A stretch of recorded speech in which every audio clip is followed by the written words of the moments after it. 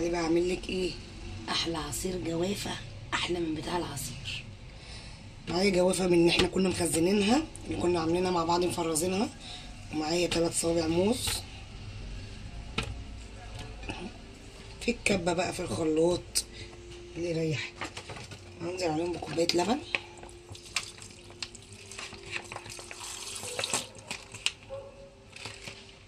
وانزل بالسكر. السكر على حسب ما حضرتك بتحبي العصير.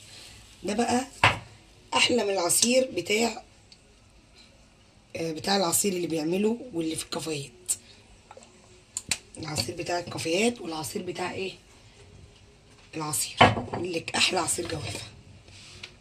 جربت العصير بتاعه وصفيته، بسم الله ما شاء الله عليه. تعالوا نصب بقى مع بعض. بصوا الجمال، بصي، بصوا الجمال، بسم الله ما شاء الله عليه. جميل قوي، جربيه هيعجبك. لو عملتي الجوافه بالموز كده هتعجبك احسن من اللي بتتعمل في الكافيهات وبتشربها بالشيء الفلاني، بتاع فيها فلوس كتير. لا، احنا هنوفر في بيتنا وبالنظافه اللي احنا عاوزينها، وفي نظافه بيتنا مفيش احسن منها. جربيها وان شاء الله الوصفه هتعجبك. وان جربتيها وعجبتك يا ريت ما تنسيش تشتركي في القناه وتعملي لايك وتدوسي على زرار الاشتراك.